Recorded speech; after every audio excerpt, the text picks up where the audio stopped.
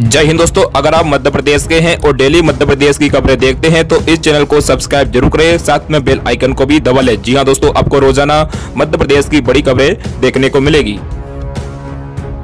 इंदौर भोपाल में आज से नाइट कर्फ्यू। जी हां दोस्तों, आप सभी को बता दें, प्रदेश में कोरोना के बढ़ते मामलों को देखते हुए भोपाल और इंदौर में आज यानी 17 मार्च से नाइट कर्फ्यू लगाया जाएगा। ये निर्णय मंगलवार को सीएम शिवराज सिंह चौहान ने कोरोना की समीक्षा बैठक में लिया। उन्होंने कहा कि महाराष्ट्र से आने वालों की थर्मल स्क्रीनिंग जारी रहेगी, वे एक हफ्ते आइसोलेशन में भी रहेंगे। जी हां दोस्तों, इसके अलावा प्रदेश के 8 शहरों जबलपुर, ग्वालियर, उज्जैन, रतलाम, छिंदवाड़ा, बुरहानपुर, बैतूल और खरगोन में रात 10 बजे के बाद बाजार बंद रहेंगे। इन शहरों में कर्फ्यू जैसी स्थिति नहीं रहेगी, लेकिन बाजार अनिवार्य रूप से बंद रहेंगे। ये आदेश भी 17 मार्च से लागू होंगे। अगर इन 8 शहरों में इसके बाद भी 3 दिन तक लगातार केस बढ़ते हैं तो यहाँ भी नाइट कर्फ्यू लगा दिया जाएगा।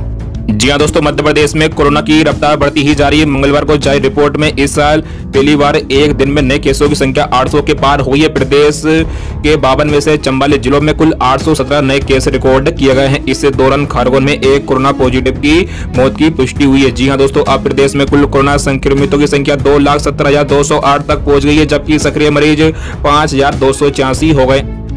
अभी तक प्रदेश में कोरोना के कारण 3,891 संक्रमितों की मौत हो चुकी है। हालांकि राहत की बात है कि अभी तक 2,61,031 लोग ठीक भी हो चुके हैं। सोमवार शाम तक मध्य प्रदेश में करीब 17 लाख लोगों को कोरोना की वैक्सीन भी लग चुकी थी। सोमवार को रिकॉर्ड 1,90,000 से ज्यादा लोगों को टीका लगाया गया। जी हां दोस्तों, भोपाल और इंदौर में हालात काबू में नहीं आ रहे। बीते एक सप्ताह से लगातार यहां केस बढ़े। हालांकि मंगलवार को आई रिपोर्ट में भोपाल में सोमवार के मुकाबले 3 कम यानी 196, जबकि इंदौर में 5 ज्यादा यानी 264 नए केस सामने आए हैं। इसे देखते हुए अब मुख्यमंत्री शिवराज सिंह चौहान ने कोरोना को लेकर महत्वपूर्ण बैठक बुलाई थी। मध्य प्रदेश के इन जिलों में गरज चमक के साथ बारिश के असर। जी हां दोस्तों, आप सभी को बता दें, मध्य प्रदेश में मंगलवार से मौसम के मिजाज कुछ बदलने लगे। मौसम विभाग ने अगले 48 घंटे में कई संभागों और जिलों में बारिश की संभावना जताई। इसके लिए विभाग ने येलो अलर्ट जारी किया है। 16 और 17 मार्च को एक नया सिस्टम बनने की संभावना है। पिछले 24 घंटों में गुना, शाजापुर और खजुराहो में बूंदाबांदी दर्ज की गई है। इस बार का सिस्टम काफी मजबूत माना जा रहा है। जी दोस्तों, मौसम विभाग की माने तो पश्चिमी विक्षोभ के उत्तर भारत में दाखिल होने के चलते भोपाल समेत उत्तर पश्चिम मध्य प्रदेश में बादल छाए हुए। इसके चलते अगले 48 घंटे में बारिश की आशंका जताई है। विभाग की माने तो इसके असर से 17 मार्च से प्रदेश में कई गरज चमक के साथ बरसात और 18-19 मार्च को तापमान में उतार चढ़ाव के साथ मध्य प्रदेश में बादल छाने और कई बारिश के असर बन रहे हैं। जी हां दोस्तों, मौसम विभाग के अनुसार उत्तर पश्चिम मध्य प्रदेश में 17 मार्च भोपाल, ग्वालियर, चंबल, उज्जैन और सागर संभाग और 18 मार्च को पूर्वी मध्य प्रदेश के जबलपुर, शहडोल संभाग में हल्की बारिश या बूंदाबांदी की संभावना है। तेज हवाओं के कारण फसलों को भी नुकसान हो सकता है। इस सिस्टम का असर होशंगाबाद, भोपाल, उज्जैन संभाग में अधिक रहेगा। यहाँ ज्यादा बारिश होगी, लेकिन ग्वालियर, चंबल संभाग में मध्यम बारिश हो सकती है। प्रदेश के हर जिले में खुलेंगे महिला थाने। जी हां दोस्तों, आप सभी को बता दें, मध्य प्रदेश में मुख्यमंत्री शिवराज सिंह चौहान की अध्यक्षता में आज विधानसभा परिषद के समिति कक्ष में कैबिनेट की बैठक संपन्न हुई। मंत्री परिषद की बैठक शुरू होने से पहले राष्ट्रीय गीत वंदे मातरम का सामूहिक गान किया गया। कैबिनेट बैठक में कई अहम फैसले लिए गए। जी हां दोस्तों, दरअसल आंगनबाड़ी केंद्र बंद रहने के दौरान अति कुपोषित बच्चे को दूध वितरण के लिए भी कैबिनेट में आज निर्णय लिया गया। आंगनबाड़ी में बच्चों को सप्ताह में 3 दिन दूध दिया जाएगा।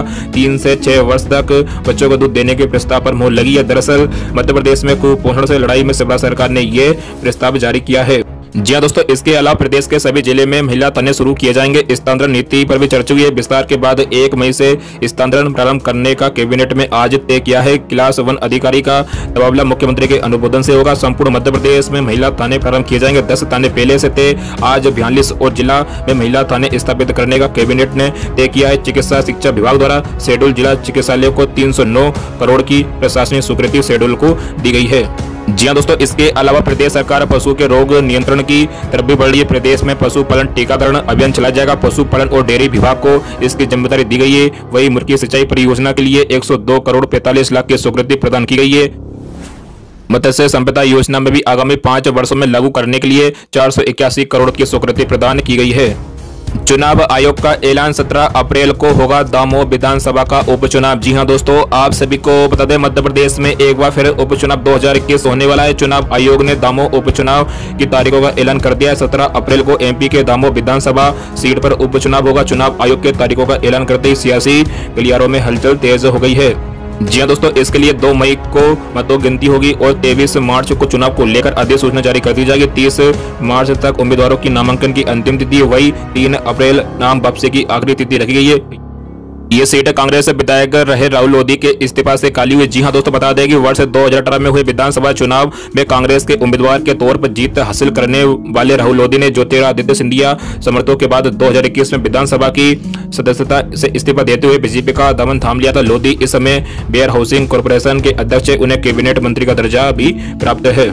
जी हां दोस्तों, भले ही मुख्यमंत्री शिवराज सिंह चौहान ने दावों से राहुल लोधी के नाम पर मोहर लगा दी हो, लेकिन बावजूद इसके राहुल और भाजपा के लिए जीत की राह कठिन होने वाली है। भाजपा के लिए सबसे बड़ी चुनौती यहां पूर्व मंत्री जयंत मलैया बन सकते हैं, क्योंकि राहुल लोधी ने मलैया को चुनाव में हराया था। मलैया ने लगातार 6 बार दामों विधानसभा का प्रतिनिधित्व किया है और उपचुनाव में भी दावेदार थे।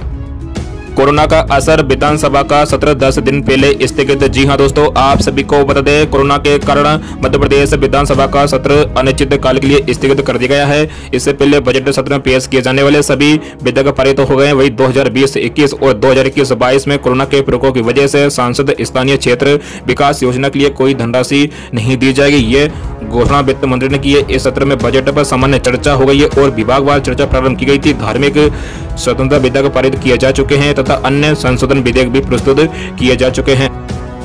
जी हां दोस्तों, कोरोना के कारण बजट सत्र 10 दिन पूर्व स्थगित कर दिया गया। इससे लेकर सर्व अनुमति बच चुकी थी। कोरोना का संक्रमण विधानसभा तक पहुंच गया था और 4 विधायकों के संक्रमित होने के बाद विधानसभा के 5 कर्मचारियों की रिपोर्ट भी पॉजिटिव आई थी, जिसके बाद मंगलवार को कार्य मंत्रणा समिति की बैठक बुलाई गई। इस बैठक में फैसला लिया गया कोरोना के बढ़ते प्रकोप को देखते हुए बजट सत्र समय पूर्व स्थगित कर दिया जाए।